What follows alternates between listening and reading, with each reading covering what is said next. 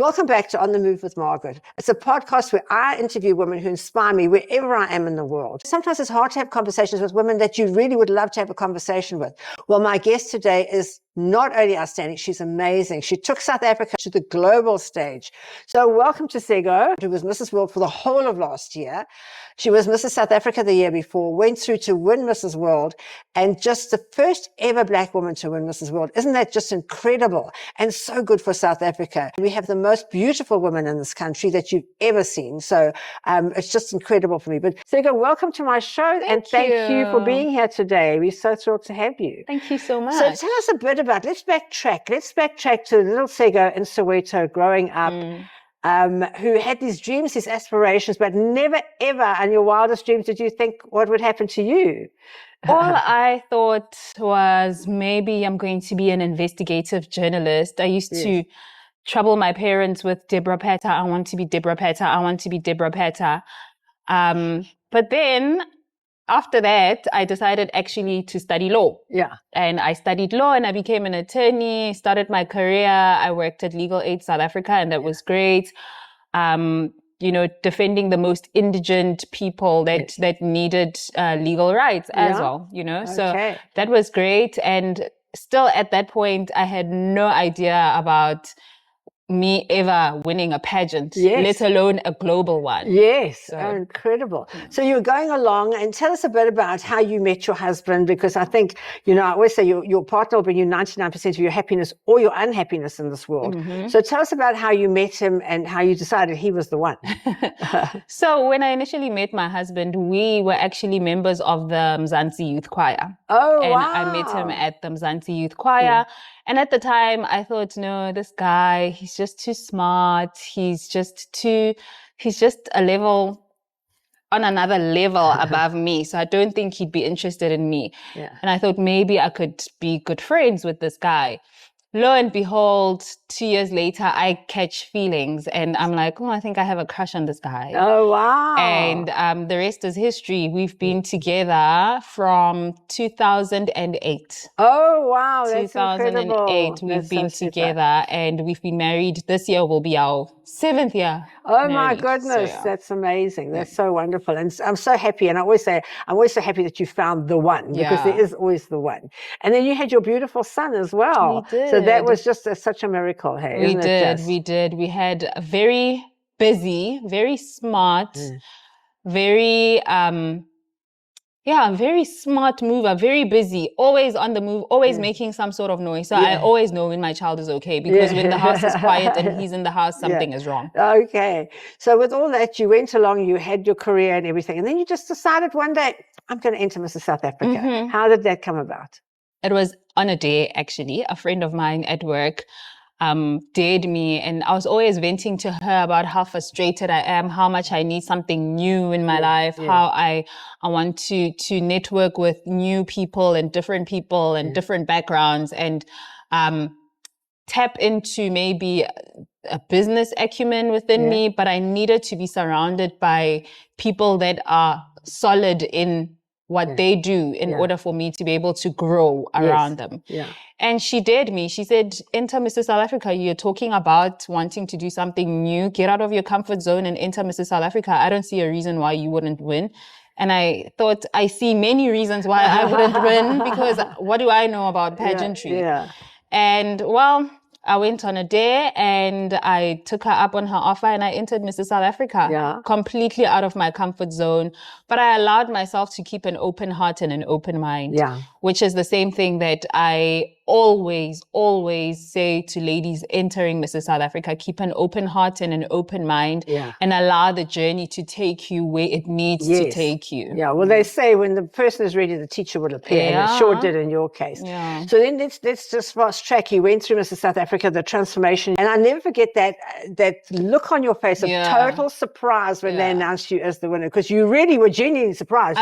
You couldn't have bluffed that one. I was really surprised.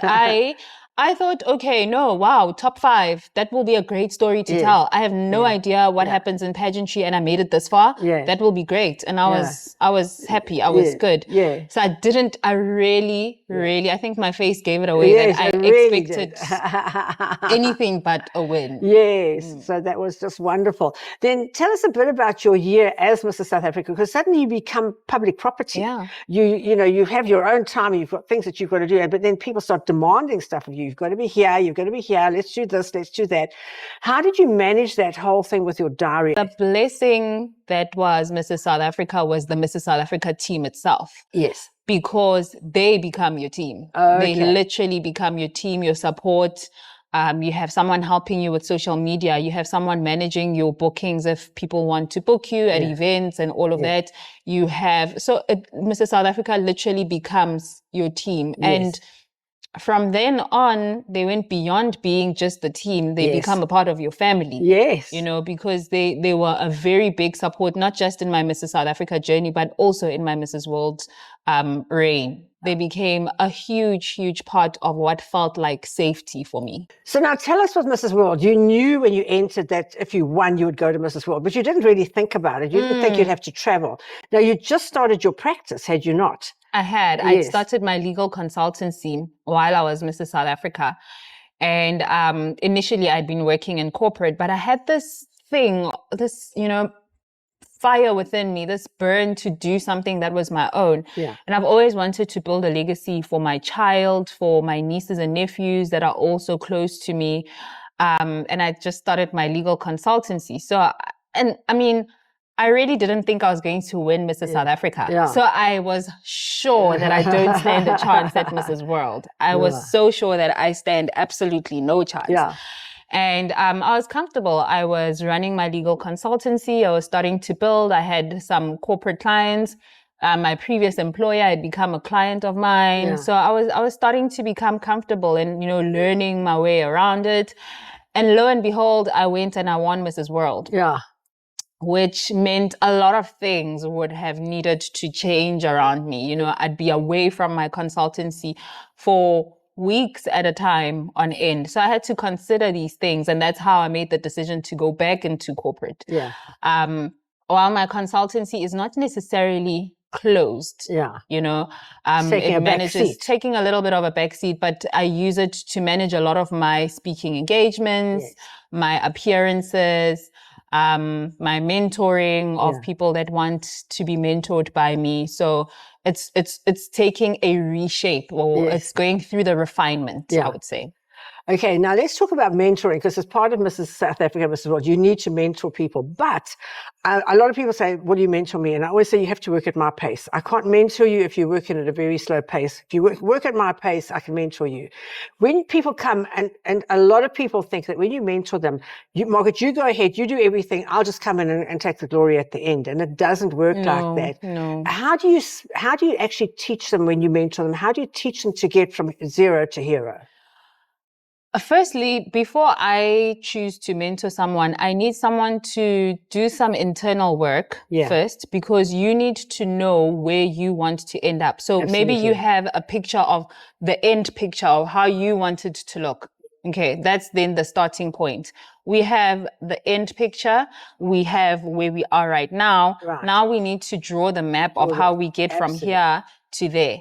But I do agree that there has to be an understanding between mentor and mentee on the pace that we're going to walk to get to the end. I prefer for my mentees to take accountability and responsibility for their mentoring journey, because at the end of the day, we want to get you to that end picture that you see. So how hard you want to work to get to that end picture is going to be up to you. So if I give you a task to do something between now and our next session, and you choose not to do it, well, that's on you. That's it, because it's your journey that we're trying to build at the end of the day. You know, so I do think mentors, or mentees rather, need to take accountability and responsibility for their journey and their end picture that they want to see. and do some work. They don't realize how hard they've got to work to get there. Yeah. Do you know what I always do? And I'd say to everybody who says, write me an essay, and it starts off, the essay starts with, I'm 90 years old, sitting on my front porch looking back on my life. And this is what happened when I was 89, 88, 87. And you go right back. And usually I do it in the schools. And it's got to finish with, and it all started the day Mrs. Hirsch spoke at my school. So what they don't realize is that they've actually made the steps from today, if they just have to follow those steps to go up. And that's how I do it. And it really does work. It works incredibly well. Let's talk about winning Mrs. South Africa and then going to Mrs. World. When you got there, had you been to Las Vegas before? No. Oh, isn't it amazing? My first time I love Las Vegas. Big, massive, colorful Las Vegas. And all the girls walking around with no clothes on. And I mean, it's such a shock when you get there the first time. It really is. We always used to go to the CES show, which is the electronic show. And that's when I've been to Las Vegas a few times. And it's just incredible. I love it. Everything's so plastic and glitzy. I like plastic and glitzy. I can do with that. So and then you met all the girls, and women are women. We're all just friends together when you're all chucked into the soup like that. But when you were crowned Mrs. World, and I can still see you standing holding Mr. Singapore's hand. And Sri Lanka. Mrs. Sri Lanka, that's right, Mrs. Sri Lanka's hand. And then they announced it. And how that feeling must have just been so incredible. That feeling does not leave me. No. Every time I see that clip over and over, that feeling just does not leave me. Yes. It really reignites every time I see that clip. And I don't know, but something in my gut when they were about to announce who was the winner, something in my gut told me, okay, get ready. Oh, really? Get ready. Wow. It's about to be you. And I was, no, it can't be me. Yeah. So, I went into Mrs. World thinking, let's have fun. Let's experience Las Vegas. This is one experience that I'll probably never have in my life. Yeah. And when I got to top 6, that's when I started thinking, oh, wow, this is really possible. Yes. This is really possible. And, and the rest is history, literally. Wow. So now, did they tell you what you had to do as Mrs. World, or did you say, I'm going to go here, I want to go there, or how did that work? They don't really dictate what you're supposed to do as Mrs. World. You are open to accept invitations from countries around the world. If there are events that they want Mrs. World to attend, if there are pageants around the world that they'd love Mrs. World to attend. And that became, that was an opportunity that opened itself up. Yeah. I mean, I was invited to Russia. I would never have imagined to have been invited to Russia. I was invited to Sri Lanka, following my very close relationship with Mrs. Sri Lanka, who was my runner-up when I was Mrs. World. And those were amazing opportunities. I think traveling opens up your mind to all sorts of people, all sorts of cultures, all sorts of experiences. And it's just something that nobody can take away from you. Yeah, it's incredible. Let's go back to winning Mrs. World, going through, and then you had to go and hand your crown over. How did that feel? I actually felt really content to be handing my crown over. I felt like everything that needed, there's always going to be that feeling of, I wish I could do more. I wish I could have done more. I wish I could have achieved this or that. But I was feeling really content with the knowledge that everything that needed to be done had been done. Right. And everything that needed to be fulfilled had been fulfilled. Yeah. And also with the knowledge that just because I may not be wearing the crown now doesn't mean that all the other things that I may have wanted to achieve, or the more that I wanted to push, the more that I wanted to still do and achieve, I still can. Yeah. I still can. We still get to wear our sashes. We are referred to now as Forever Mrs. World. Yes. And I'll forever be the first Black woman to have been crowned Mrs. World. So amazing. I will forever be Mrs. World 2024, who reigned in 2025. Yeah. And I still get to use that to get things done, to help my community in whatever ways that I can, to think of legacy projects that, create a future not only for myself, but for my child and anyone else in the future that may be impacted by my presence right now. Yes, absolutely. If you had to think back at your year as Mrs. World, what's the thing that you're most proud of that you can think of? I think the one thing that I was mostly proud of in my year of being Mrs. World was probably advancing the work of my NPO. I have a nonprofit organization called We Are Children's Keeper. And I really think that it was my opportunity being Mrs. World to take it to the next level, which I managed to do. We partnered with the My Walk for Soul Foundation that was established by Netcare. So what Netcare does, they take hospital waste that is recyclable, like, the plastic of the saline water from a drip, or the plastic tube that transports that saline water from a drip. Those are recyclable material. They take those recyclable material and they recycle it into school shoes. Oh my heavens. And they helped me with a really generous donation and helped me continue the work of my Children's Keeper, my NPO, in donating school shoes to underprivileged children. We reached several schools in Soweto. We donated over 500 pairs of school shoes, which is more than what I had managed to do in previous years. So I was really proud of what we achieved. There's always going to be more that we can do. And the more that we want to do, we will definitely do it. Absolutely. So I think that was the one thing that I was the most proud of. Lawyer by day, queen by night. How do you balance the both with being the wife, the mother, the housewife? I mean, I did 3 loads of washing before I came to work this morning because I couldn't. You just can't not do it. Yeah, I just couldn't leave it, so I just did it. And we're so adaptable. We just get on and do everything that we have to do. How do you manage to balance all that out? So as much as I believe women are superheroes, I still maintain and encourage women to have support. Yes. Which is the reason why I'm able to get to all the things that I need to get to. I rely heavily on my support. My husband and I are very hands-on together. We sometimes I'm giving 90% and he can only manage 10, but we get to the 100. Sometimes he gives 100% and I'm completely depleted. But it's always a give and take. I rely heavily on my support. My sisters are also very, very supportive and very involved, very close. So I think that's the only way that I get through everything that I need to get through. But I also try to maximize the hours in a day. Yes. I really, really try to maximize the hours in a day because I don't want to one day wish I had done things that I didn't get to do.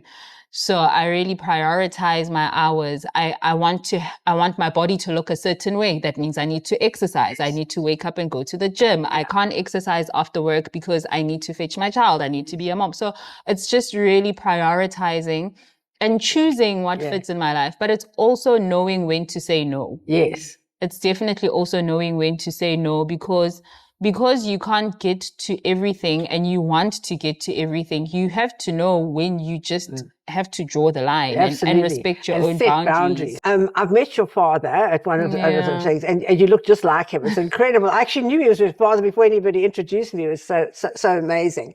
But where do you think your confidence came from? Because you suddenly had this amazing confidence. Where did that come from? I really believe it comes from my parents. Yeah. I really believe it comes from my parents, from them creating a safe place for my sisters and I to just be. Yes. Be the best you can be. Be the best you can be.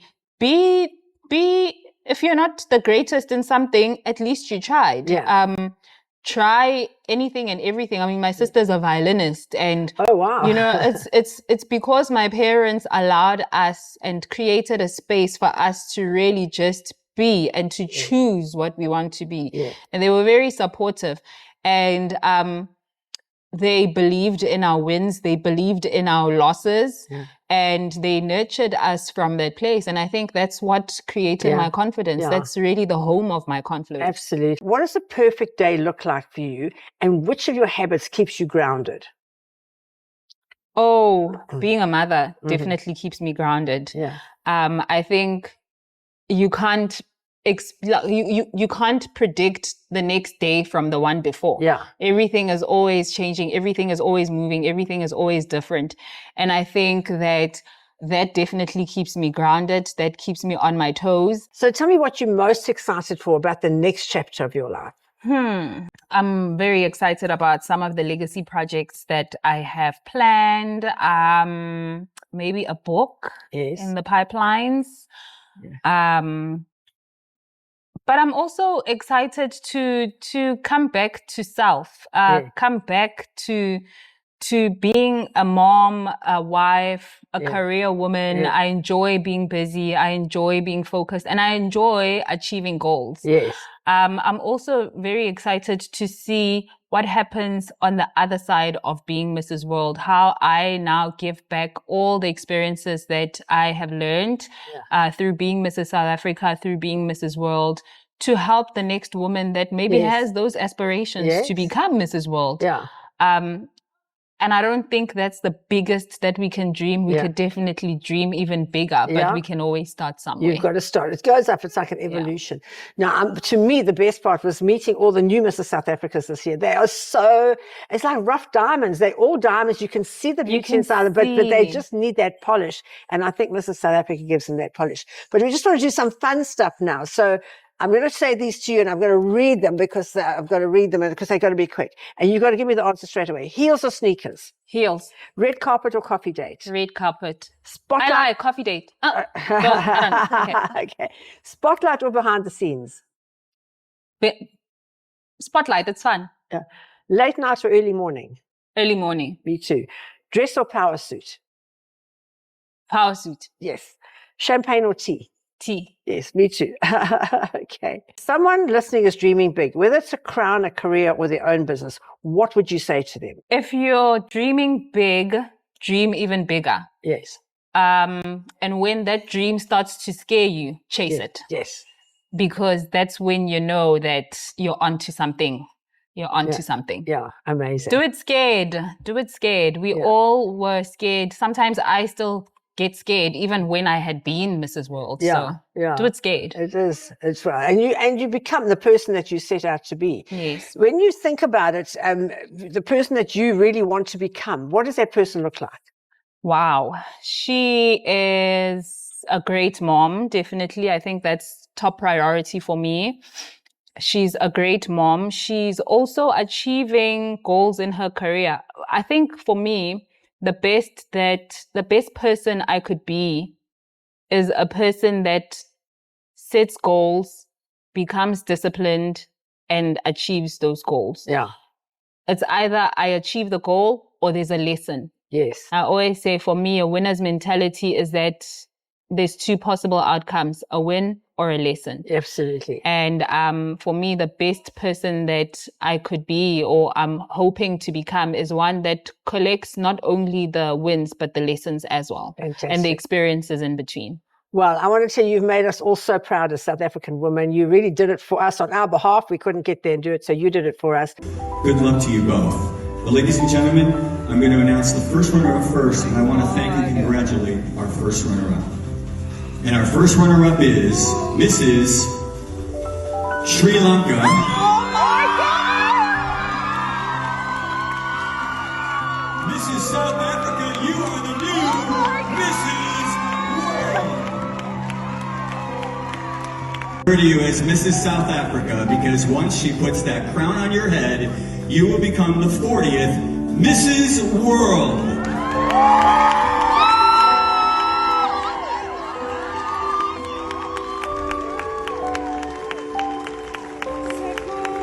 Mrs. World, it's time to take your first walk. Ladies and gentlemen, let's have a big round of applause for our brand new Mrs. World.